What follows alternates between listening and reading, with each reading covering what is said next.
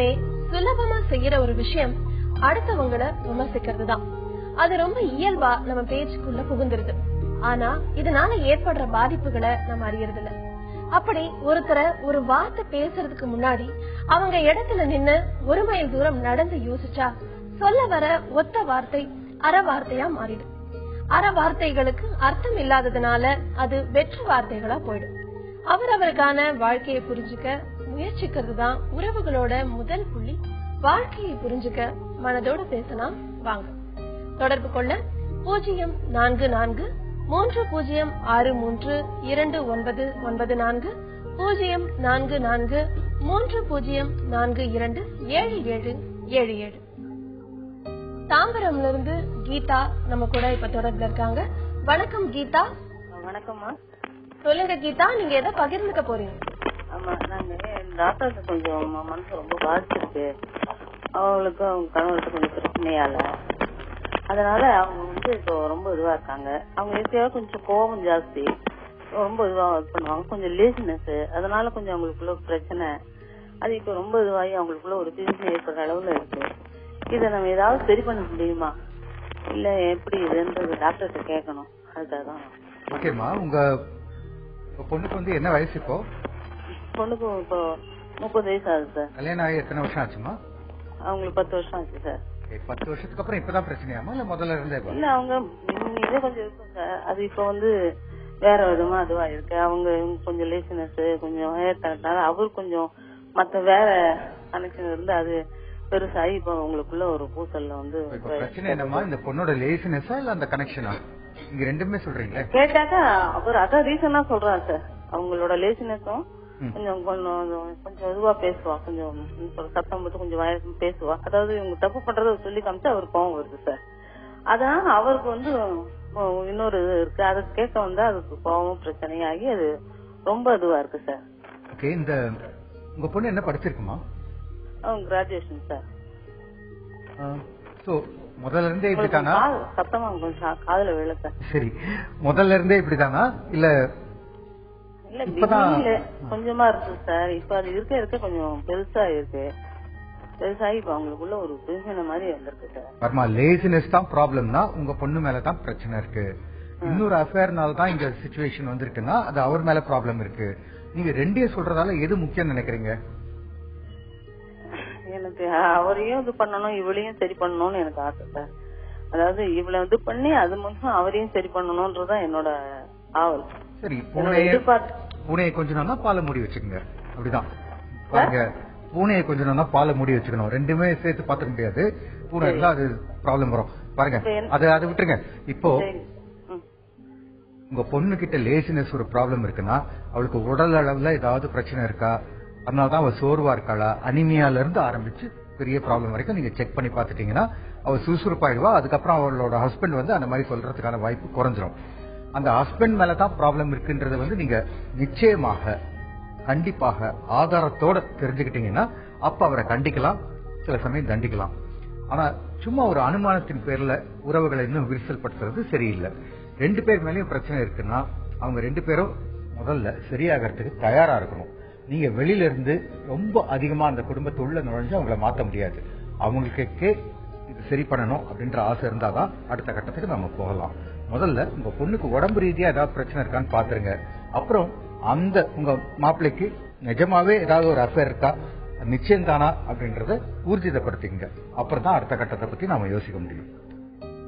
Geetha, doctor சொன்ன மாதிரி உங்களுடைய மகளை ஒரு மருத்துவர்கிட்ட கூட்டிட்டு போய் அவங்களுக்கு உடல் ரீதியா ஏதாவது பிரச்சனை இருக்கா அப்படிங்கறத முதல்ல செக் பண்ணிக்கோங்க. அதுக்கப்புறமா அவங்களுடைய வாழ்க்கையை சீராக்கிறத பத்தி நீங்க கண்டிப்பா யோசிக்கலாம். டாக்டர், இப்போ கல்யாணத்துக்கு அப்புறமா வர இந்த மிஸ் அண்டர்ஸ்டாண்டிங்ஸ் இருக்கு இல்லையா, அது வந்து பொதுவா வந்து இந்த அரேஞ்ச்டு மேரேஜ்ல அதிகமா இருக்கும், இல்ல லவ் மேரேஜ்ல அப்படிலாம் வந்து சொல்லுவாங்க. ஏன்னா முன்னாடி புரிஞ்சுப்பாங்க லவ் மேரேஜ்னா, அரேஞ்ச் மேரேஜ்னா புரிஞ்சுக்கிறதுக்கான கால அவகாசம் இருக்கு. நிஜமான காதல்ல கண்டிப்பா ப்ராப்ளம் வராதுமா. ஆனா ஒரு ஃபேசினேஷன்ல ஒரு ஃபேஷனுக்காக அவளுக்கு பாய் ஃப்ரெண்ட் இருக்கு, எனக்கு பாய் ஃப்ரெண்ட் வேணுமே ஆரம்பிக்கிற மாதிரியான உறவுகள் இருக்கு இல்லையா, அதுல கண்டிப்பா ப்ராப்ளம் வரும். எதா இருந்தாலும் புரியாத ஜனங்கள் கிட்ட ப்ராப்ளம் வரும். அடுத்ததா நம்ம கூட சங்கீதா பெங்களூர்ல இருந்து தொடர்புல இருக்காங்க. வணக்கம் சங்கீதா. வணக்கம். பேசுங்க சங்கீதா. டாக்டர் நான் வந்து மனநலத்துக்காக 8 இயர்ஸா டேப்லெட் சாப்பிட்டு இருக்கேன் டாக்டர். ஓகேமா. இப்ப நான் கன்சீவ் ஆனா அந்த டேப்லெட் கண்டினியூ பண்ணலாமா இல்ல சில பேர் சொன்னாங்க கண்டினியூ பண்ணலாம். Fine fine. இப்போ என்ன ப்ராப்ளத்துக்காக டாக்டர் கிட்ட போனோமா? டிப்ரெஷன் இருந்தது டாக்டர். ஓகேமா. அப்புறம் கொஞ்சம் பயம் இருந்தது. சரி, என்ன மாத்திரை சாப்பிடுறமா? நெக்ஸிடோ, ஓகே, கியூட்டிபின், பாசிடோன் இதெல்லாம் சாப்பிட்டுட்டு இருக்கேன். இதுல வந்து நீ சொல்ற 3 மாத்திரையில ஒரு மாத்திரை சேஃப்மா, மீதி 2 மாத்திரையில கொஞ்சம் ப்ராப்ளம் வரதுக்கான சாத்தியங்கள் இருக்கு. அதனால பிரெக்னன்ட் ஆகிறதுக்கு முன்னாடி உங்க டாக்டர் கிட்ட அதை பத்தி பேசுறது நல்லது. அண்ட் பொதுவா சோ இந்த 3ல ஒண்ணு நிச்சயமா சேஃப்மா, அதனால பயப்பட வேணாம். அண்ட் பிரெக்னன்சி டைம்லயும் அந்த மாத்திரை தேவைப்படும்மா. டெலிவரிக்கு அப்புறம் யூஸ்வலா முன்னாடியே டிப்ரெஸ் இருக்கிறவங்களுக்கு டெலிவரிக்கு அப்புறம் ஒரு டிப்ரெஷன் வரதுக்கான சாத்தியங்களும் அதிகம். அதனால அதுக்கான எச்சரிக்கையோட இருக்கணும். Okay, wish you all the best. நல்ல பிரெக்னன்சி சந்தோஷமா குழந்தை பெற்றுக்கிறது என்னுடைய மனமார்ந்த வாழ்த்துக்கள். ஓகே.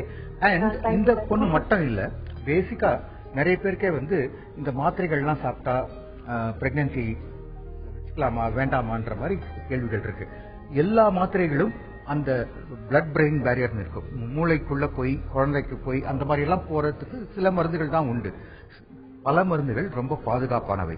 அந்த மருந்து உட்கொள்ளலாமா வேணாமன்றத அந்த டாக்டரும் அந்த பேஷண்ட்டும் சேர்ந்து டிசைட் பண்றதுதான் நல்ல விஷயம். 2வது பரவலான மூட நம்பிக்கை.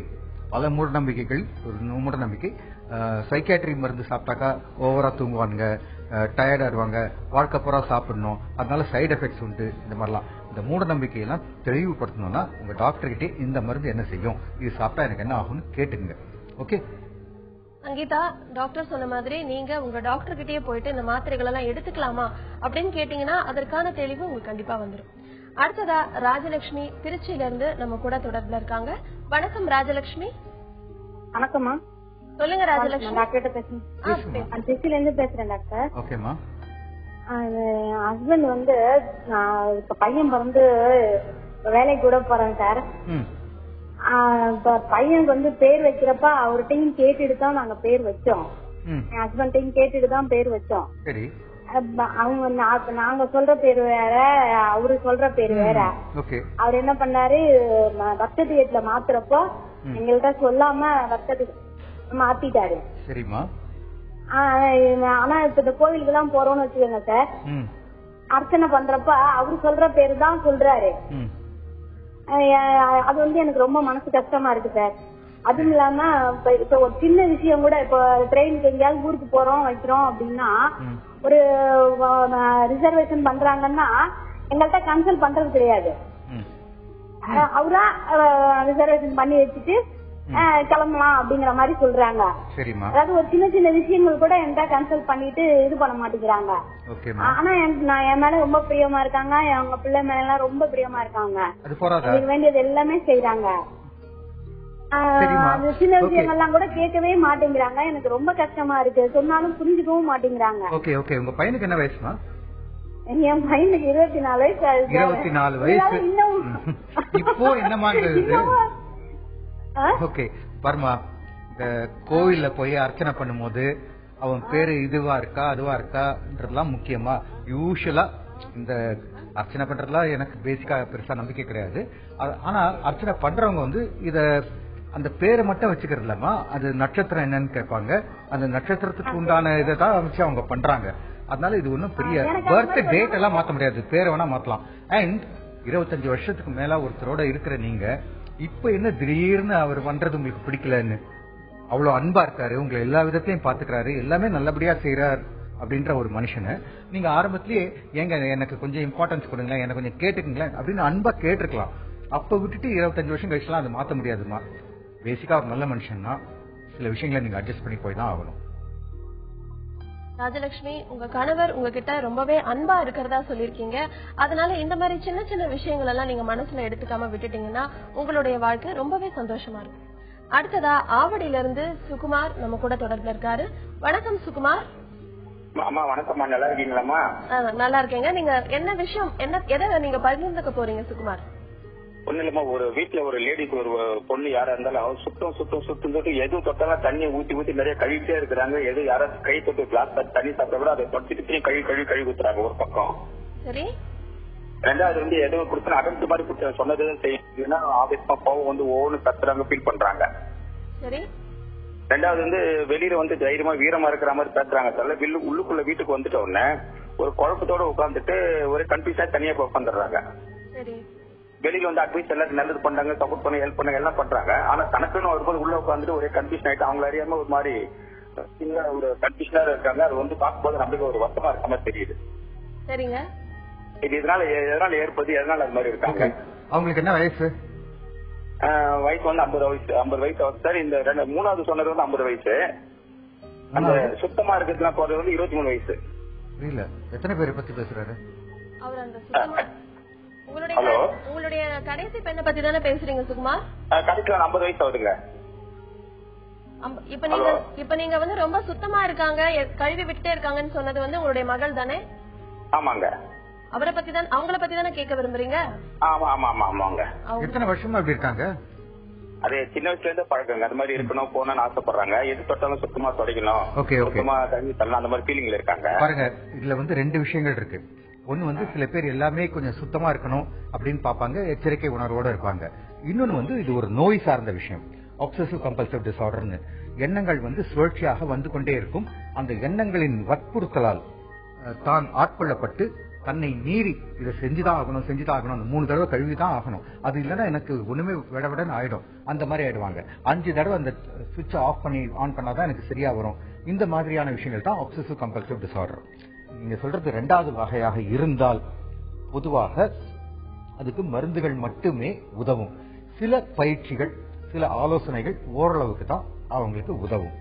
இந்த மருந்துகள் வந்து உடனே நீங்க சொல்ற மாதிரி ஒரு 2 மாசம் 3 மாசம் விஷயமும் இருக்காது. தொடர்ந்து கிட்டத்தட்ட 1.5 வருஷம் ஆகும் இதுல இருந்து அவங்களை மீட்டு வெளியே வரத்துக்கு. ஆனா இதன் அடிப்படையை நீங்க பாத்தீங்கன்னா இந்த ஆப்சசிவ் கம்பல்சிவ் டிசார்டர் அது வெளிவரத்துக்கு முன்னாடி லைட்டா ஆரம்பிக்கும் இல்லையா? இதை நான் சொல்றது வந்து உங்களுக்காக மட்டும் இல்ல, கேட்கிற மத்தவங்களும் தெரிஞ்சுக்கணும்ன்றதுக்காக. ஒரு பெரிய விஷயம் நடக்குது வாழ்க்கையில, அதுல வந்து நம்முடைய பங்களிப்பு இருக்குன்னு வச்சுக்க. நம்மாலதான் ஒரு பெரிய பாதிப்பு நம்ம குடும்பத்துக்கே ஆயிடுச்சுன்னு வச்சுப்போம். நான் அன்னை வச்சுங்களேன், ஒரு கேம்பிள் பண்றேன், மொத்த சொத்தையும் அழிச்சிட்டேன், இந்த மொத்த குடும்பமும் என்னால் நடுத்தருக்கு வந்துருச்சு அப்படின்ற மாதிரி ஒரு நிலைமை வரும்போது எனக்குள்ள ஒரு குற்ற உணர்ச்சி வரும், பயம் வரும், வெட்கம் வரும். சோ நான் பண்ண காரியம் என் மனசுக்குள்ள ஒரு வெட்கம் வரும்போது ஒரு அழுக்கு அப்படின்னு நினைச்சிட்டேன்னா நான் கழுவிக்கொண்டே இருப்பேன். ஐயோ இனிமேல் என்ன ஆக போதோன்ற பயம் மேலோங்கி நின்னா எல்லாத்தையும் செக் பண்ண, இது கரெக்டா இருக்கா, இது கரெக்டா இருக்கா, இது கரெக்டா இருக்கான்னு. சோ செக் பண்றாங்களா, கழுவிக்கிட்டே இருக்காங்களான்னு பாத்தீங்கன்னா அவங்க அடிப்படையில உள்ள பயம் ஆழமா பதிஞ்சிருக்கா, இல்லது வெட்க உணர்வு, குற்ற உணர்வு அதிகமாக பதிஞ்சிருக்கான்னு பார்க்கலாம். இதை வச்சே அவங்க கிட்ட மேலும் ஆலோசனைகள் சொல்றதுக்கு நமக்கு உதவும். இந்த ஆலோசனையை மீறி இது சரியா இருக்கு ஒரே வழி அவங்க மருந்து சாப்பிடுறது மட்டுமே தான். சுகுமார், உங்க மகளுக்கு வந்து இருக்கிற பிரச்சனை என்னவா இருக்கும் அப்படிங்கறத நம்ம டாக்டர் சொன்னாரு. நீங்க அவங்கள ஒரு மருத்துவர்கிட்ட கூட்டிட்டு போங்க, அதற்கான மாத்திரை மருந்துகளை சாப்பிட்டா நிச்சயமா அவங்களுக்கு இருக்கிற இந்த பிரச்சனை குணமாயிடும். அடுத்ததா நம்ம கூட ஈரோட்ல இருந்து மகேந்திரன் தொடர்ந்து இருக்காரு. வணக்கம் மகேந்திரன். மேடம் சொல்லுங்க மகேந்திரன், நீங்க எதை பகிர்ந்துக்க போறீங்க? மேடம் வந்து டாக்டர் கொஞ்சம் தெளிவா பேசுங்க மேடம், என்னோட பிரச்சனை தெளிவாவே பேசுங்க சார். டாக்டர் ஐயாங்களா? ஆமா, நான் தான் பேசுறேன், சொல்லுங்க. ஐயா, சின்ன வயசுல இருந்து நான் வந்து அப்பா அம்மா வளராம பெரியப்பா பெரியமா தான் வளர்ந்தேங்க ஐயா. சரி. அதுக்கப்புறம் வந்து கொஞ்சம் பிரச்சனை எல்லாம் பாட்டிக்கிட்டு வந்து அப்புறம் பெரியப்பா வந்து டெத் ஆயிட்டு பாட்டிட்டு வந்தேங்க, கொஞ்சம் பிரச்சனை இல்லை குடும்ப சண்டையில. சரி. அதுக்கப்புறம் வந்து ஒரு பொண்ணோட வந்து காதல் ஏற்பட்டு அதுவும் வந்து ஃபெயிலியர் ஆச்சுங்கய்யா. சரி. அதுக்கப்புறம் வந்து இந்த வேலைக்கு எங்க போய் ட்ரை பண்ணி எந்த ஒர்க்கு போனாலும் மலர் இதே என்னமோ தடுக்கிற மாதிரி எனக்கு ஒரு உணர்வு ஐயா. அதுக்கு உங்ககிட்ட டவுட் கேட்டு. வேலைக்கு போறதுல என்ன தடை வருது? என்னென்னமோ நினைப்புங்க, அந்த பெரியப்பாக்கிட்ட வாழ்ந்து அவர் டெஸ்ட் ஆனதுக்கப்புறம் பாட்டிக்கிட்ட வாழ்ந்த ஒரு இது, அப்புறம் லவ் பண்ண பொண்ணு வந்து கொஞ்சம் பிரச்சனை சொல்லிட்டு இந்த எல்லா பிரச்சனையும் மனசுல ஓடுறதுனால வந்து எந்த ஒரு காரியத்தையும் நிதானமா செய்ய முடியும். பாருமா, உங்க அப்பா அம்மா இல்லன்றது ஒரு தனி விஷயம், பெரியப்பா இறந்து போயிட்டாரு அதுக்கப்புறம் பாட்டிக்கிட்டே இருக்கிறது இன்னொரு விஷயம், அந்த பொண்ணுக்கு உன்னை பிடிக்காம அது விட்டு போயிடுச்சுன்றது 3வது விஷயம். சோ இது எதுலயுமே வந்து இப்ப நினைச்சு என்ன மாத்த முடியாது, உங்க அப்பா செத்ததையோ உங்க பெரியப்பா செத்ததையோ மாத்த முடியாது, அந்த போயிட்ட பொண்ணை திருப்பி கூட்டின்னு வரவும் முடியாது. இப்போ வாழ்க்கையில என்ன பண்ணணும்? எங்க அப்பா அம்மா இருக்கிறாங்க, ஈரோட இருக்கிறாங்க, பண்ணிட்டு நம்ம சேர்ந்துட்டேங்க. சேர்ந்துட்டியா? அப்புறம் சந்தோஷமா இருப்பா. பாரு, வேலை தெரியல. எனக்கு ரொம்ப என்ன படிச்சிருக்கப்பா? 10th தான் அந்த அளவுக்கு படிப்பெல்லாம் எதுவும் படிக்கல. ஏன் படிக்கல? அதான் அந்த மாதிரி ஒரு சூழ்நிலை இருந்ததுனால. அதெல்லாம் இல்ல, அவங்க படிக்க வைக்கலையா, உன்னால படிக்க முடியலையா? இல்லைங்க, அந்த சண்டையில இருந்து சூழ்நிலை அப்புறம் அப்படி சூழ்நிலை எல்லாம் அப்படியேதான், ரொம்ப மோசமான சூழ்நிலையா வச்சுப்போம். அவங்க படிக்க வைக்கலையா, உன்னால படிக்க முடியலையா? படிக்க வச்சாங்க, படிக்க முடியல. படிக்க முடியலன்னா பரவாயில்ல, அதுக்காக ஒன்றும் வெக்கப்பட வேணாம். பட் சரியான அளவு படிப்பு இல்லாம ஒரு சரியான வேலை எப்படி கிடைக்கும்? நமக்கு சாதாரண வேலைகள் தான் கிடைக்கும். 10வது கூட முடிக்கலன்னா நமக்கு டெக்னிக்கலா கூட எதுவும் படிச்சிருக்க முடியாது. அதுக்கப்புறம் ஒரு நல்ல வேலையும் கிடைக்காது. சோ எல்லாத்துக்குமே என் பெரியப்பா செத்து போனது காரணம், அந்த பெண் என்னை விட்டுட்டு போனதுதான் காரணம் சொல்றதை விட்டுட்டு இன்னைக்கு என்னெல்லாம் நம்ம கத்துக்க முடியும் அப்படின்னு யோசிப்பான். சில பேருக்கு எடுத்த உடனே நான் நேரா ட்ரெயின் ஏறி கோடம்பாக்கத்துல இறங்கி நாளைக்கு ஒரு டைரக்டர் ஆயிடுவேன் இல்ல ஹீரோ ஆயிடுவேன்னு நினைக்கிறாங்க. அந்த மாதிரி இல்லாம என்னெல்லாம் கத்துக்க முடியும், ஆசைப்படுறது என்ன வேணா ஆசைப்படலாம். ஆனா சாத்தியங்கள் என்னன்றத முதல்ல தெரிஞ்சுக்கங்க. அந்த சாத்தியங்களை நோக்கி நாம என்னெல்லாம் செய்யலாம்னு பாருங்க. நமக்கு எது முடியும், நமக்கு ஆசையெல்லாம் விட்டுருவோம். ஃபர்ஸ்ட் என்ன முடியும், இதுக்கு என்னெல்லாம் ஸ்டெப் எடுக்கலாம்னு பார்த்துட்டு உழைச்சு கொஞ்சம் கஷ்டப்பட்டு ஒரு வேலையை கத்துக்கிட்டா அந்த வேலையில சிறப்பா இயங்க முடியும். வேலை செய்ய முடியல, வேலை அமையலன்றதுக்கு நீங்க சொன்ன எதுவுமே காரணம் கிடையாது. உங்களுக்குள்ள இருக்கிற அப்புறம் பாத்துக்கலாமே, இது வேண்டாமே அப்படின்ற தேவையில்லாத ஒரு எண்ணம் தான். முதல்ல வேலை செய்யணும்ன்ற எண்ணம் வரணும், அப்புறம் வேலையை கத்துக்கணும்ன்ற எண்ணம் வரணும். அது வந்துட்டாக்கா மீது எந்த காரணமும் நமக்கு தடையா இருக்காது. மகேந்திரன், டாக்டர் சொன்ன அறிவுரைகளை எடுத்துக்கோங்க, அதுபடி நீங்க யோசிச்சு பாருங்க. அப்போ உங்களுடைய வாழ்க்கையில இருக்க இந்த குழப்பங்கள்லாம் நீங்கிறதுக்கான வாய்ப்பு கண்டிப்பா இருக்கு.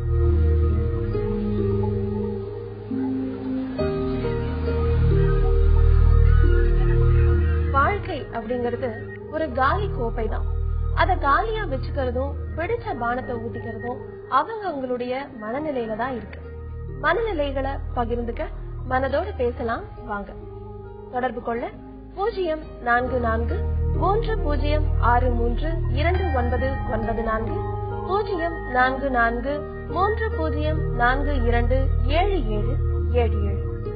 அடுத்ததா நம்ம கூட திருவள்ளூர்ல இருந்து கௌரி தொடர்பு இருக்காங்க. வணக்கம் கௌரி. வணக்கம் மேடம், எனக்கு டாக்டர் கிட்ட கொஞ்சம் பேசணும். என்னோட குழந்தைய பத்தி கேட்கணும். கேளுங்க கௌரி. Hello sir. வணக்கம் சார். வணக்கம்மா சார். என்னோட குழந்தைக்கு ஒரு 3 வருஷமா நான் எக்ஸ்பெக்டா 10 என்ற ஒரு மாத்திரையை கொடுத்துட்டு இருக்கேன். அந்த மாத்திரை இன்னும் எவ்வளவு நாள் கொடுக்கணும்? அவ 4வது தான் படிக்கிறா. அவ எப்படி இருப்பா, எப்படி பண்ண முடியும், அவளை எப்படி கொண்டு வர முடியும்ன்றத பத்தி எனக்கு கொஞ்சம் அட்வைஸ் பண்ணுங்க. ஓகே, பொதுவா இந்த மாத்திரை ஒரு குறிப்பிட்ட பிரச்சனைக்காக கொடுக்கப்படுற மாத்திரமா? உங்க குழந்தை ரொம்ப ஓவரா பரபரன்னு இருக்குமா, ஒரு இடத்துல உட்கார முடியாம? ஆமா சார். இந்த மாதிரி attention deficit with hyper activity அப்படின்னு ஒரு பிரச்சனை இருக்குமா? கவனம் சிதறிக்கொண்டே இருக்கும், ரொம்பவும் பரபரப்பாக இருக்கிற இயல்பான ஆக்ஷனை விட கொஞ்சம் அதிகமான ஆக்டிவிட்டியோட அந்த குழந்தைங்க இருப்பாங்க. இவங்களுக்கு இந்த மருந்து தேவைப்படும். சில குழந்தைகளுக்கு வெறும் இந்த மாத்திரை மட்டும் போதாமல் வேறு சில விஷயங்களும் தேவைப்படும். அதாவது அந்த குழந்தைங்களுக்கு மூளையில சில லேசான அதிர்வுகள், ரொம்ப பெருசா இருந்தாக்கா அவங்களுக்கு வலிப்பு நோயே வந்திருக்கும். ஆனா லேசான அதிர்வுகள் இருந்தா அவங்களும் இந்த மாதிரி ஹைப்பர் ஆக்டிவாகவும் பரபரனும் இருப்பாங்க. ஸோ உங்க குழந்தைக்கு இது மட்டும் தான் இருக்கா, கூட அடிப்படையில வேற சில பிரச்சனைகளும் இருக்கான்றத சில பரிசோதனைகளுக்கு அப்புறம் தான் யாருமே கண்டுபிடிக்க முடியும். ஸோ எந்த டாக்டர் நீங்க பாக்குறீங்களோ அவங்க கிட்டே போய் இந்த பாசிபிலிட்டி இருக்கா அது இருக்கான்றதையும் நீங்க யோசிச்சு பாருங்க. உங்களுக்கான குழந்தைக்கான டெலிவரி நார்மல் டெலிவரியை விட ஃபோர்செப்ஸ் போட்டு எடுக்கிறது இல்ல வேக்யூம் போட்டு இழுக்கிறது இந்த மாதிரி இருந்தாலும் சில குழந்தைங்களுக்கு வேற விதமான இந்த பரபரப்பும் அதிகமா கோபமும் இந்த மாதிரி விஷயங்களும் இருக்கும். ஸோ இதை எல்லாத்தையும் சேர்த்து தான் நம்ம பண்ணவே தவிர வெறுமனே ஒரு கேள்வி பதில் மூலமா எவ்வளவு நாள் மாத்திரை சாப்பிடலாம் சரியா தப்பான்னு சொல்ல முடியாது. பொதுவாக இது ஒரு 2 வருஷத்துக்குள்ள இது கண்ட்ரோல் ஆகக்கூடிய விஷயம் தான். அதனால உங்க டாக்டரை போய் நீங்க கன்சல்ட் பண்ணுங்க. கௌரி, நீங்க இப்ப எந்த டாக்டர் கிட்ட பாத்துட்டு இருக்கீங்களோ அவங்களே போய் கன்சல்ட் பண்ணி கேளுங்க. இன்னும் எத்தனை நாட்களுக்கு இந்த மாத்திரையை எடுத்துக்கணும், உங்க மகளை மேற்கொண்டு எப்படி கொண்டு போகணுங்கிறத உங்க டாக்டரே உங்களுக்கு அட்வைஸ் பண்ணுவாங்க. அடுத்ததா கோவையில இருந்து கிரிஜா ஹரிஹரன் நம்ம கூட தொடர்புல இருக்காங்க. வணக்கம் கிரிஜா. வணக்கம். சொல்லுங்க கிரிஜா, நீங்க எதை பகிர்ந்துக்க போறீங்க? டாக்டர் கிட்ட கொஞ்சம் அவரு என்னோட பையனை பத்தி கேட்கணும். கண்டிப்பா பேசுங்க. ஹலோ. சொல்லுங்க கிரிஜா. Hello hello hello. வணக்கம் டாக்டர் ருத்ரன்ஜி, எப்படி இருக்கீங்க? நல்லா இருக்கீங்களா? வணக்கம்மா. ஓகே, என்ன ப்ராப்ளம்? சௌக்கியமா? Surprise. Anyway doctor, help me talk to the point. எனக்கு நிறைய time discuss with you about Sai Ganesh my son. எனக்கு இந்த ஒரு சின்ன விஷயம் மட்டும், அவன் வந்து டிகிரி முடிச்சிருக்கான், இப்போ பிஇ சிஎஸ்சி முடிச்சிருக்கான் இங்க ஆர்பிஎஸ் காலேஜ்ல சூலூர்ல. But for the time being அவனோட படிப்பை வந்து அவன் இன்கம்ப்ளீட்டா வச்சுட்டு இருக்கான். ஒரு 23 அரியர்ஸ் வச்சுட்டு இருக்கான். படிப்புல இன்ட்ரெஸ்டே இல்லை எனக்கு அப்படின்றது மாதிரி சொல்றான் இப்போ. ஏன்னா டீச்சர்ஸ் வந்து சரியா இல்லை எனக்கு காலேஜ்ல. அப்புறம் ரொம்ப அக்ரெசிவா இருக்கான், ரொம்ப எது எடுத்து ராத்திரி ஒண்ணு பேசுறான், காலையில ஒண்ணு பேசுறான். அப்புறம் பாத்தீங்கன்னா காலேஜ் வந்து படிக்கும் போதே வந்து he had been teased for his overgrowth. ஏன்னா 6.2 and 130 kg இருக்கான் and diabetic. என்ன கேள்வி? இப்போ எதுலயுமே நினைச்சு இல்ல, அதாவது கேமிங் படிக்கிறேன்றான் திடீர்னு, அப்புறம் இல்ல வேண்டாங்கிறான், நானே பிசினஸ் பண்ண போறேங்கிறான், யாருக்கிட்டயும் வேலை பார்க்க முடியாதுன்னு சொல்றான். ஒரு நிலை இல்லாம இருக்கான். ஒரு 24/7 தூக்கம் இல்ல அவனுக்கு. நைட்டு தூக்கங்கிறதே சுத்தமா இல்ல. காலையில ஹில் ஸ்டார்ட் அப்படியே கேம்ஸ் ஆடுவான், அது பண்ணுவான் இது பண்ணுவான் சிஸ்டர்ல. பட் நான் சொந்தமா பிசினஸ் பண்றேன் அப்படிங்கிற மாதிரி. Just wait. பிளஸ் எவ்வளவு மார்க் அவனு? சார் 12th வந்து he has got 74%. 74% வாங்கின பையனுக்கு எதுக்கு இன்ஜினியரிங் சீட்? அப்புறம் அரியர்ஸ் வராம என்ன அவனே வரும்? தான் விருப்பப்பட்டு சேர்ந்தான். அவன் தாஜ்மஹால் கூட கேட்பான், வாங்கி கொடுக்க முடியுமாமா? நம்ம பெருமைக்காக அவனையும் இன்ஜினியர் ஆக்கலாம்னு நினைச்சிருக்கோம், அவனால முடியல. அதை வந்து காம்பன்சேட் பண்றதுக்கு அவனுக்கு விதவிதமாக எனக்கு இது சரியில்லை, டீச்சர் சரியில்லை, என்ன ட்ராக் பண்றாங்க, பல்வேறு காரணங்கள் அவன் சொல்லுவான். அவனுக்கு எது சாத்தியமோ அதை நோக்கி தான் நம்ம போகணும். பொதுவா நிறைய பெற்றோர்கள், நீங்க மட்டும் இல்ல, பண்ற பெரிய தப்பு என்னன்னா, என் குழந்தை இன்ஜினியர் ஆகணும், டாக்டர் ஆகணும்ன்றதுக்காக அவங்க 70% 80% +2லயே வாங்குறாங்கன்னா அவங்க அந்த அளவுக்கு அப்பவே படிப்புல ஆர்வம் குறைவாக வைத்திருப்பவர்கள் தான் அர்த்தம். ஏன்னா எல்லா குழந்தைங்களும் 90 85க்கு மேல வாங்கும் போது சில குழந்தைங்க 70 கிட்ட தான் வாங்குதுன்னா அந்த குழந்தைக்கு படிப்புல ஆர்வம் இல்லைன்னு தான் அர்த்தம். அடிப்படை அதான். ஆனாலும் நம்ம கிட்ட காசு இருக்குன்றதால நாம அதுக்கு ஒரு சீட் வாங்கி கொடுத்துட்டு நாளைக்கு இன்ஜினியர் ஆக்கிடலாம், டாக்டர் ஆக்கிடலாம்னா ஒரு நல்ல இன்ஜினியராவோ டாக்டராவோ ஆக்க முடியாது. அது தவிர அந்த படிப்பும் அவங்களுக்கு ஒரு பெரிய சுமையாக இருக்கும், ஸ்ட்ரெஸ்ஸாக இருக்கும். கண்டிப்பா ஃபெயில் தான் ஆவாங்க. ஃபெயில் ஆயிட்டு நான் தோத்து போயிட்டேன்னு யாருமே சொல்றதுக்கு வெக்கப்படுவாங்க. அதுக்கு பதிலா இதுதான் காரணம் அதுதான் காரணம் வெவ்வேறு விதமான காரணங்களை சொல்லுவாங்க. சோ இனியாவது உங்க பையனுக்கு எது முடியுமோ அதை செய்யறதுக்கு அவனுக்கு உதவியா இருங்க. அப்பதான் வாழ்க்கை நல்லா இருக்கும். கிரிஜா, டாக்டர் சொன்ன மாதிரி உங்களுடைய மகனுக்கு அந்த படிப்புல இன்ட்ரெஸ்ட் இல்லாம இருக்கலாம், அதுவும் ஒரு காரணம். அவர் படிக்காம அவர் வந்து அதுல கான்சென்ட்ரேஷன் இல்லாம இருக்கிறதுக்கு அது என்னன்னு பார்த்து அதை சரி பண்றதுக்கான வழிமுறைகளை நீங்க பாருங்க. அடுத்ததா திருப்பூர்ல இருந்து மணிகண்டன் நம்ம கூட தொடர்ந்து இருக்காரு. வணக்கம் மணிகண்டன். ஹலோ மேடம், திருப்பூர்ல இருந்து மணிகண்டன். சொல்லுங்க மணிகண்டன். சொல்லுங்க சார். கொஞ்சம் ஓவரா டிப்ரெஷன், ஃபைனான்ஸ் கொஞ்சம் தெரியுமா? அதுல கொஞ்சம் மாசங்காட்டி கொஞ்சம் டிப்ரெஷன் ஓவரா அதே நினைச்சு சரியா தூக்கமே வரலைங்க. உங்களோட டிவி வால்யூம் கொஞ்சம் கம்மி பண்ணிக்கிறீங்களா? ஓகே. நீங்க கொஞ்சம் சத்தமா பேசுங்க. அதனால சரியா தூக்கம் வராத மாதிரி ஆயிடுச்சுங்க. நினைச்சு டிப்ரெஷன் ஆகி சரியா தூக்கம் வர்றது இல்ல. ஒரு சின்ன சவுண்ட் கேட்டாலும் முழிப்பு வந்துருக்கு, ஒரு படபடப்பாவே இருக்கு. அப்புறம் சைக்காட்ரிஸ்ட் போய் பார்த்தேங்க போன வருஷம். ஒரு நிட்கால்னு சொல்லி ஒரு டேப்லெட் கொடுத்தாரு. சொல்லுங்க. நிட்கால் ரிஸ்கான்னு சொல்லி 2 டேப்லெட் கொடுத்தாரு. சாப்பிட்டேங்க. சரி. அதுக்கப்புறம் தெரிஞ்ச ஒரு மெடிக்கல் வச்சிருக்காரு ரிலேஷன், அவர்கிட்ட காமிச்சேன் இதெல்லாம் சாப்பிடாதீங்க அப்படின்னு சொல்லி சொன்னாரு. அப்புறம் நிப்பாட்டிட்டேங்க. சரி. ஒரு 3 மாசம் ரொம்ப ஓவரா இருக்குங்க. சரி, மாத்திரை சாப்பிடும் போது ஓகேவா இருந்தீங்களா? மாத்திரை சாப்பிடும் போது தூக்கம் வந்ததுங்க சார். தூக்கம் வரலன்னு தானே போனீங்க? ஆமா. இல்ல தூக்கம் வந்தது இல்ல. இல்ல இல்ல, டாக்டர் கிட்ட தூக்கம் வரலன்னு போனீங்க, மாத்திரை கொடுத்தாங்க, தூக்கம் வந்தது இல்ல. தூக்கம் வந்தது, ஆனா கனவுல ஓவரா கனவுல. சரி, கனவு வந்ததுன்னு டாக்டர் கிட்ட சொன்னீங்களா? இல்லைங்க சார். ஏன் சொல்லணும்ல? நான் மாத்திரை சாப்பிட்டேன், வயிற்று வலிக்கு மாத்திரை சாப்பிட்டேன், மாத்திரை சாப்பிட்ட பிறகு எனக்கு ஜுரம் வந்ததுன்னா ஐயோ நம்ம மாத்திரையால் தான் ஜுரம் வந்ததா இல்ல தானா ஜுரம் வருதான்னு போய் என்ன டாக்டர் கேட்கணும் இல்ல? அந்த மாதிரி தான் சைக்காட்ரியும். ஓகேவா? அண்ட் மறுபடியும் அந்த டாக்டர் 2-3 மாசமா சூசைட் பண்ணிக்கலாமாங்கிற எண்ணம் அப்படியே வருது. இதாம்மா ஆக்சுவலா தூக்கமின்மை, ஒரு வருத்தம், ஆக்சுவலா நிஜ வாழ்க்கையிலேயே ஒரு இறுக்கமான சூழல், பிரச்சனைகள், பிசினஸ் சரியா இல்ல, இதெல்லாம் இருக்கும்போது ஒரு டிப்ரெஷன், மனச்சோர்வு வர்றது எல்லாருக்குமே வரும், எனக்கு கூட வரும். ஓகே, அதுக்கு ஒரே வழி வந்து முதல்ல தூக்கத்தை சரி பண்றது, மனசை அமைதியாக்குறது, டென்ஷன் இல்லாம ரிலாக்ஸ்டா இருக்கிறதுக்கான மருந்துகளை உட்கொள்றது. ரெண்டாவது அந்த நிலைமை வந்த பிறகுதான், பதட்டம் இல்லாம தான், பயம் இல்லாம தான் நம்ம அடுத்த கட்டத்தை நோக்கி போக முடியும். முதல்ல மருந்துகள், அப்புறம் மருந்துகளோட ரிலாக்ஸ் ஆன பிறகு சரி ஃபியூச்சர் என்ன பண்ணலான்ற பிளான், இப்படிதான் இதை அணுக முடியும். நிறைய பேர் இதை எப்படி மிஸ்யூஸ் பண்றாங்கன்னா, இப்போ ஒரு மருந்து ஒரு டாக்டர் எழுதி கொடுக்குறாருன்னா, நீங்க அந்த மருந்தை பத்தி யார்கிட்ட கேட்கணும்? இன்னொரு டாக்டர் கிட்ட கேட்கலாம். நீங்க இந்த ஹாஸ்பிட்டல் இருந்து வீட்டுக்கு ஆட்டோல போறீங்கன்னு வச்சுங்க, ஆட்டோ டிரைவர் கிட்ட, ஆட்டோ டிரைவர் இந்த மருந்து கரெக்டா அப்படின்னு கேட்பீங்களா? அப்புறம் மருந்து கடைக்காரங்க கிட்ட போய் இந்த மருந்து கரெக்டா நான் சாப்பிடலாமா? இந்த மாதிரி மடத்தனமான ஆக்டிவிட்டிஸ் எல்லாம் முதல்ல நீங்க நிறுத்தினாதான் எந்தெந்த விஷயத்தை யார்கிட்ட கேட்பீங்க. பிளம்பர் கிட்ட போய் எலக்ட்ரிஷியன் வேலை பண்ண சொல்வீங்களா? அந்தந்த வேலையை அவங்க தான் செய்யணும். சோ உங்களுக்கு ஏதாவது சந்தேகம் இருந்தா ஒரு டாக்டரை போய் கேளுங்க.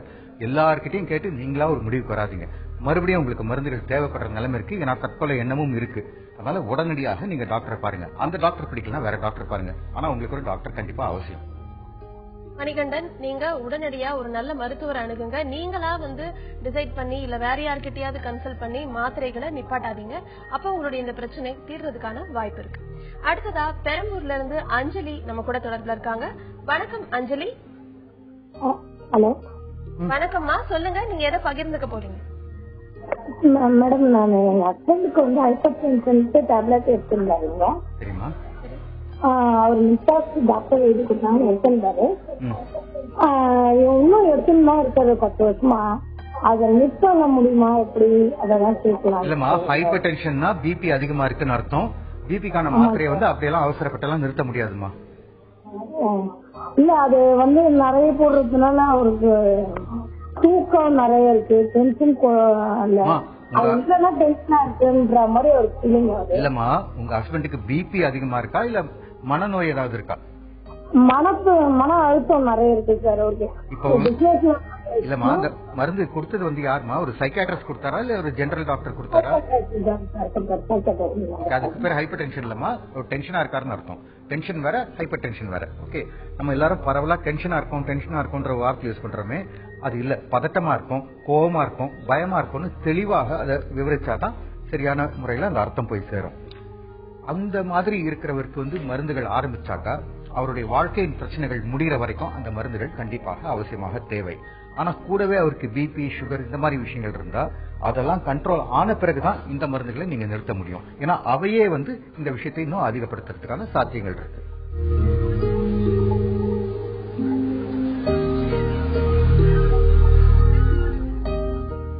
மனசுங்கிறது ஒரு காத்தாடிதான். காத்தோட திசைய நாம தீர்மானிக்கிறப்போ மனசை வசப்படுத்த மனதோடு பேசலாம். வாங்க, தொடர்பு கொள்ள 0443063294 044304227777. அடுத்ததா திருவள்ளூர்ல இருந்து கிரிஜா நம்ம கூட தொடர்புல இருக்காங்க. வணக்கம் கிரிஜா. Hello madam. வணக்கம், சொல்லுங்க கிரிஜா. பேசுமா, கொஞ்சம் சத்தமா பேசுறீங்களா கிரிஜா? ஹலோ, சொல்லுமா. எனக்கு மேரேஜ் ஆகி 4 years ஆகுது சார். ஓகேமா. எனக்கு ஃபர்ஸ்ட் டெலிவரிக்கு அப்புறம் ஒரு 1 year கழிச்சு ஓவர் டிப்ரெஷன் மாதிரி ஆயிட்டு ஹாஸ்பிட்டல் அட்மிட் பண்ணி 1 month அட்மிட் ஆகி டேப்லெட்லாம் எடுத்து ஒரு 2 years டேப்லெட் கண்டினியூ எடுத்துட்டு இருக்கேன். ஓலியம்ஸ் 2.5 grams. சரிமா. அது எல்லா ப்ராப்ளமும் சார்ட் அவுட் ஆயிடுச்சு. ஆனா பிரச்சனை ஸ்டார்ட் பண்ணதே எங்க மாமியார், எங்க வீட்டுக்காரு தான். அதுல ரொம்ப டிப்ரெஷன் ஆயிட்டு ஒரு மாதிரி ஆயிட்டு இப்போ ரிகவர் ஆகி நான் டேப்லெட் விட்டு 7 months கிட்ட ஆகுது. இப்ப என்னடான்னா எங்க வீட்டுக்கார் நான் சும்மா கிண்டல் பண்றது, இந்த மாதிரி அமாவாசை மென்டல் ஒரு மாதிரி எல்லாம் என்ன பேசுறாங்க சார். அதெல்லாம் எனக்கு டென்ஷன். இல்லம்மா, நீ சாதாரணமா இருக்கும் போதே சொல்றாங்களா இல்ல ஏதாவது சண்டை வரும்போது அப்படி சொல்றாங்களா? இல்ல சாதாரணமா இருக்கும் போது கூப்பிடுறது அந்த மாதிரி ஜோக்கா கூப்பிடுறாங்களா? அப்படி ஜோக் தானேமா? ஜோக் ஏமா வச்சுட்டாரு? ஜோக்குலாம் இல்ல சார், அந்த மாதிரி என்ன டீச் பண்ணும்போது எனக்கு ரொம்ப கஷ்டமா இருக்கு. ஓகே. அது இல்லாத ஆல்ரெடி ஃபர்ஸ்ட் டவுரி பிரச்சனை அது இதுன்னா எனக்கு இந்த மாதிரி ஆச்சு. டவுரி பிரச்சனைனால இந்த நோயெல்லாம் வராதுமா? இல்ல ஆல்ரெடி இந்த பிரச்சனையால ஒரு மாதிரி ஆயிட்டேன். திருப்பி கண்டினியூ அதே மாதிரி பண்றாங்க. திருப்பி என்ன ஆயிடுமோன்னு ஒரு பயமா இருக்கு. சரி, இப்ப 7 மாசமா மாத்திரை சாப்பிடல? சாப்பிடல சார். ஓகேமா, 7 மாசத்துக்கு முன்னாடி இவங்க டீஸ் பண்ணலையா? அப்போ சும்மா இருந்தாங்களா? அதெல்லாம் பிரச்சனை பண்ணிட்டு தான் இருந்தாங்க சார். நான் இங்க இல்ல சார், எங்க அம்மா வீட்டுல இருந்தேன். ட்ரீட்மெண்ட் எடுத்து டேப்லெட் எடுத்துட்டு இருந்தேன். சரிம்மா, எல்லாம் முடிஞ்சிச்சு சார். ஆனா இப்போ திருப்பியும் பிரச்சனைங்க. எங்க மாமியார் எங்க வீட்டுக்கு சொல்றது, அதை வச்சு அவர் எங்கிட்ட பிரச்சனை பண்றது, இந்த மாதிரி அடுத்தடுத்த பிரச்சனை. எனக்கு கொஞ்சம் மனசுல பயமா இருக்கு. இதே மாதிரி பண்ணி பண்ணி எனக்கு ஒரு மாதிரி டென்ஷன் ஆகுது, கோவமா வருது. அவங்க அந்த மாதிரி பண்ணும் போது திருப்பி பழைய மாதிரி ஆயிடுவோம்னு ஒரு பயம் வருது. ஓகேமா, முதல்ல இந்த சைக்கியாட்ரிஸ்ட் கிட்ட போய் பாத்தீங்க இல்லையா? அந்த காலகட்டத்துல, அந்த டைம்ல ஓகே, யாரோ உங்ககிட்ட பேசுற மாதிரி, உன்னை பயமுறுத்துற மாதிரி, எல்லாரும் உன்னை பத்தியே கமெண்ட் பண்ற மாதிரி எல்லாம் தோணுச்சாமா? ஆமா சார், கண்டிப்பா. இது வந்து வேற மாதிரியான ஒரு நோய்மா. நீ நினைக்கிற மாதிரி சும்மா மாமனார் மாமியார் ஹஸ்பண்டோட இருக்கிற சண்டைனால வரதில்ல, மூளையில இருக்கிற சில கெமிக்கல்ஸோட மாறுபாடுனால வரக்கூடிய ஒரு நோய். இதுக்கு அந்த மருந்து வந்து ரொம்ப கரெக்டான மருந்து தான். ஆனா அந்த மருந்து வந்து குறைச்சலான டோஸ் தான்.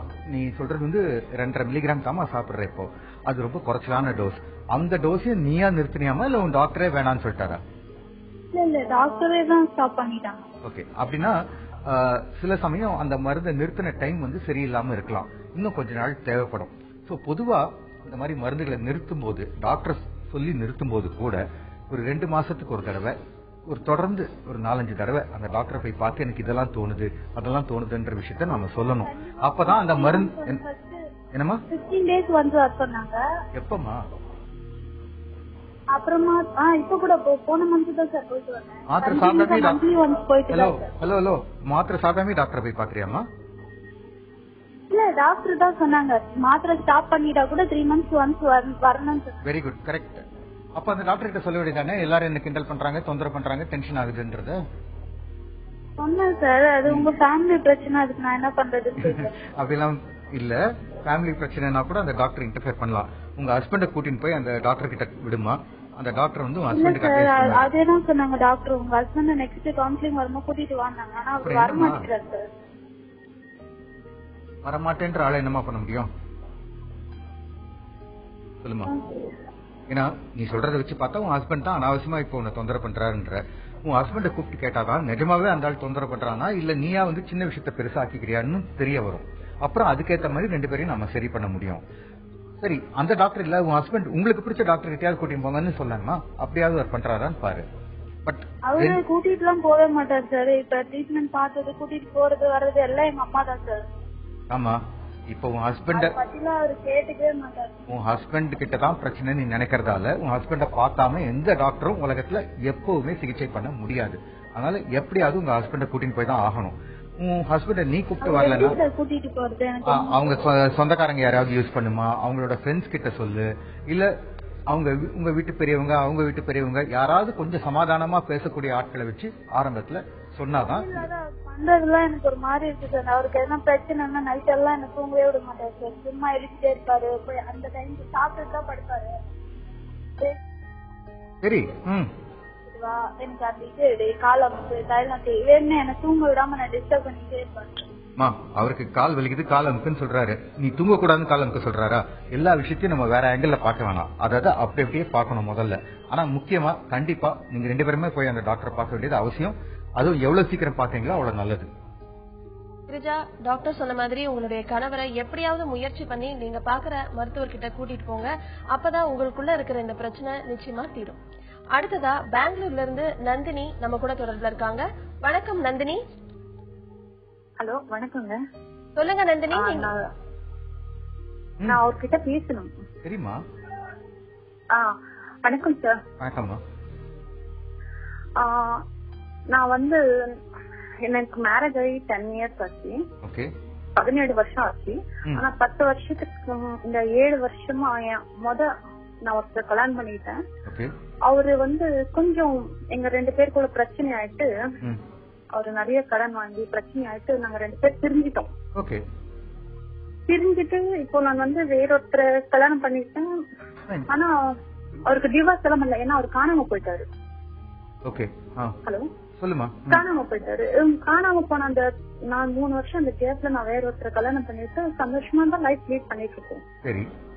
ஒரு நாள் வந்தாரு. வந்துட்டு நான் வந்து ரொம்ப தப்பு பண்ணிட்டேன், பிரச்சனை ஆயிடுச்சு அப்படின்னு சொன்ன போது நான் இவரோட பர்மிஷனோட அவருக்கு ஒரு உதவி செஞ்சேன், பண உதவி செஞ்சேன். பண உதவி செஞ்சு இப்போ வந்து அவர் வந்து என் லைஃப்ல எதுவும் தொந்தரவு பண்ணல. ஆனா மனசுல இன்னொரு நான் 2வது கல்யாணம் பண்ணிட்டதுனால என்னோட ஃபேமிலி யாருமே என்னோட பேசுறது கிடையாது. பேசுறது கிடையாது. ஆனா நான் வரைக்கும் ஹாப்பியா இருக்கேன். மனசுல வந்து இவரு இப்போ அவர் இருந்தாரு, அவர் வந்து எனக்கு யாரும் இல்ல அப்படின்னு ஒரு மாதிரி ஃபீல் பண்ணும்போது என்னையே அறியாம ஒரு மாதிரி குற்ற உணர்வா எனக்கே இருக்கு.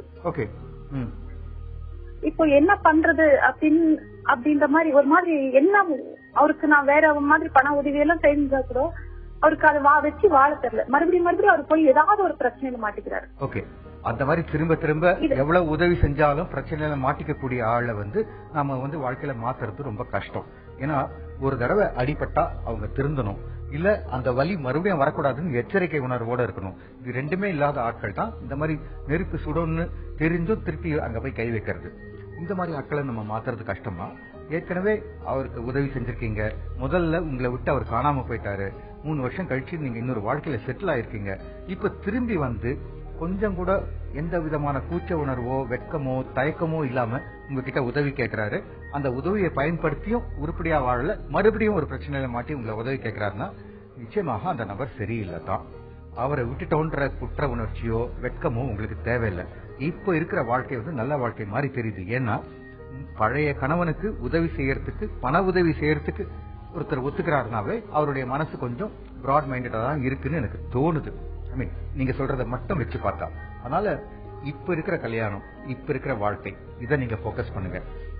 அவருக்கு அந்த எக்ஸுக்கு எவ்வளவு பண்ண முடியுமோ நீங்க பண்ணியாச்சுன்னு தான் நினைக்கிறேன். இப்போ நீங்க நிஜமாவே உருப்படியா ஏதாவது பண்ணணும்னா லீகலாவே ஒரு செப்பரேஷனுக்கு நீங்க ஏற்பாடு பண்ணிக்கணும். ஏன்னா வாழ்க்கை பூரா உங்களுக்கு வந்து இது ஒரு பிரச்சனையா இருந்துடக்கூடாது. So you need a lawyer. பொதுவா 3 வருஷம் ஒருத்தர் காணாம போனாருன்றதுக்காக அவர் இல்லைன்றது மேரேஜ் அனல் பண்றதுலாம் சாத்தியம் இல்லமா. சட்ட ரீதியாக ஒரு குறிப்பிட்ட வருஷங்கள் தேவை. அதுக்கப்புறம் தான் நீங்க அவர் இல்லைன்ற மாதிரி ஆக்கிக்க முடியும். ஆனா எனக்கு இது சட்ட அறிவெல்லாம் கிடையாது. ஸோ நீங்க ஒரு லாயரை நீங்க முதல்ல கன்சல்ட் பண்ணுங்க. இனிமேலாவது இவருக்கு ஹெல்ப் பண்றதை நிறுத்துங்க. நீங்க ஹெல்ப் பண்றதை நிறுத்திட்டா அவருக்கு பிரச்சனைகளை உங்ககிட்ட வந்து சொல்றதையும் நிறுத்திப்பார். அப்புறம் நீங்க நிம்மதியா இருக்கலாம்.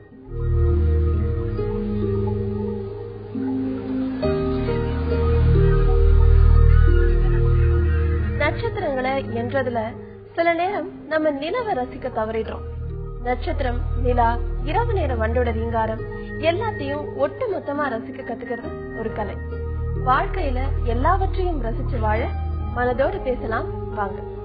தொடர்பு கொள்ள 0443063294 0443042277. அடுத்ததா நம்ம கூட பெங்களூர்ல இருந்து கிரிஜா தொடர்புல இருக்காங்க. வணக்கம் கிரிஜா. வணக்கம் மேம். டாக்டர் கிட்ட சொல்லுங்க. வணக்கம் சார். ஆக்சுவலி நான் வந்து எனக்கு வயசு வந்து இப்ப 23 வயசு ஆகுது. 2 months முன்னாடிதான் எனக்கு கல்யாணம் ஆச்சு. சோ நானும் எங்க பொண்ணு பார்க்க வந்தாங்க. சோ அதுக்கப்புறம் அவங்க எதுவும் தொடர்பு கொள்ளல. அதுக்கப்புறம் நானே அவர்கிட்ட தொடர்பு கொண்டு பேசினேன். அதுக்கப்புறம் நாங்க விரும்பிதான் கல்யாணம் பண்ணோம். விரும்பி கல்யாணம் பண்ணதுக்கு அப்புறம் ஒரு மாசம் ஆனதுக்கு அப்புறம் வீட்டுக்கு போயிருந்தேன். வீட்டுக்கு போயிருந்ததுக்கு அப்புறம் ஒரு 2 days ஒரு புது கல்யாணம் ஆனதுக்கு அப்புறம் ஒரு பொண்டாட்டிய வந்து ஒரு பாக்கணும்ன்ற இது இருக்கும். ஆனா எங்க வீட்டுக்காருக்கு தோணவே இல்லை. அது என்னை வந்து பாக்கவும் இல்ல, இது பண்ணவும் இல்ல. 2 days கழிச்சுதான் வந்தாரு ஆக்சுவலி ரிஜிஸ்டர் பண்ணதுக்காக. எங்க வீட்டுல ஒரு வாரம் போயிட்டு இருந்தேன். சோ எனக்குள்ள ஒரு சில பேர் இது பண்ணதுனால குழப்பம் இருந்துச்சு. எங்க வீட்டுக்காரர் ரொம்ப அந்யூன்யமாவும் இல்ல என்கிட்ட. சோ அந்த மாதிரி இருக்கப்போ எல்லாரும் சேர்ந்து தானே பண்ணி வச்சாங்க, இல்ல நீங்க மட்டுமே பண்ணிக்கிட்டீங்க? எல்லாரும் சேர்ந்துதான். இல்ல சேர்ந்துதான். பாக்கல நடுவுலன்றது ஐ டோன்ட் அண்டர்ஸ்டாண்ட். எப்படி பாக்காம இருந்தீங்க? அவங்க அம்மா வீட்டுக்கு போயிருந்தப்போ அவர் வந்து அம்மா வீட்டுக்கு போயிருந்தோம். ஆக்சுவலி எனக்கு போகக்கூடிய சூழ்நிலை இருந்ததுனால சரி எங்க அம்மா வீட்டுல ஒரு வாரம் இருந்தேன். நாங்க படிச்சுட்டு இருக்கேன் ஆக்சுவலி நானு. அதனால கிளாஸ் போடுறதுனால நான் போயிட்டு இருந்தேன். சோ எனக்கு 2 நாள் லீவ் இருந்ததுல வரணும்னா எங்க வீட்டுக்காரர் வந்திருக்கணும். வரவே இல்லை. என்னைய பாக்க ஒரு அன்போட என்ன வந்து பாக்கணும்னு வரல. அந்த ஒரு வாரம் எனக்கு என்கிட்ட மெசேஜும் ரொம்ப பண்ணல, என்கிட்ட பேசவும் இல்லை. சோ ஆரம்பத்துல கல்யாணம் ஆனது இப்படி இருப்பாங்களான்ற எனக்கு இது வந்துச்சு. சோ அதுக்கப்புறம் ரொம்ப நாள் எனக்குள்ள ஒரு டவுட் இருந்துச்சு. சோ வீட்டுக்கு வந்து பார்த்ததும் என் வீட்டுக்காரர் வந்து இன்னொரு பெண் ஏதோ கல்யாணத்துக்கு முன்னாடி அவர் வந்து லவ் பண்ணிருக்காருன்னு தெரிஞ்சு அந்த பொண்ணையே மனசுல நினைச்சிட்டு இது பண்றதுனால என்னோட வந்து இன்னும் சொல்ல போனோம்னா என்னோட ஒரு ஒரு அந்நியமா என்கிட்ட இருக்கிறது கூட இல்ல எனக்கு. அதுக்கப்புறமா எனக்கு அதுக்கப்புறம் அவரோட பென் டிரைவ் இதெல்லாம் பார்த்ததுல அவர் வந்து அந்த பொண்ணோட சேர்ந்துட்டு இருந்த போட்டோஸ் இந்த மாதிரிலாம் வச்சிட்டு இருந்தாங்க.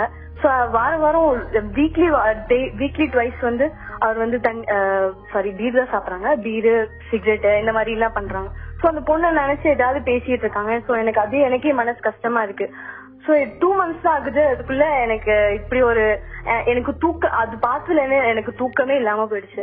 சோ இது என்னால இப்ப தூங்க முடியல, நிம்மதியா தூங்கவே முடியல. எனக்கு அதே ஞாபகமாவே அந்த போட்டோஸ் அந்த இது அவரோட பேசினது அவர் அப்பப்ப சொல்லிட்டே இருக்காரு. சோ எனக்குள்ள அந்த இது அப்பப்போ என்னை ஏமாத்திட்டாங்க போயிட்டாங்க, ஆனா நான் லவ் பண்ணேன் அப்படின்றது சொல்ல மாட்டேங்கிறாரு. ஏமாத்திட்டாங்க, நான் பணம் ஏமாந்துட்டேன், இவ்வளவு இருக்குது அப்படின்னு சொல்லிட்டு அவங்க என்கிட்ட ஒரு அன்பா ஏன்னா அவ்வளவு அன்பா இருக்கேன், ஆனா என்கிட்ட அந்த அளவுக்கு அன்பா இருக்க மாட்டாங்க.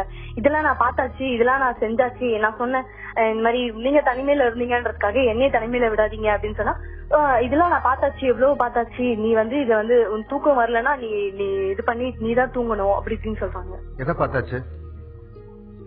அவரு சொல்றாங்க நான் தனியா இருந்து நான் வந்து எனக்கு தூக்கம் வரல, எனக்கு தூக்கம் வர மாட்டேங்குது, சோ எனக்கு தூக்கம் வரணும் அப்படின்னு சொன்னா. Hello, okay. அன்பா விரும்பி அந்த பையனை கல்யாணம் பண்ணிட்ட பிறகு பென் டிரைவ் எல்லாம் செக் பண்ண வேண்டிய அவசியம் ஏமா ஏற்பட்டது?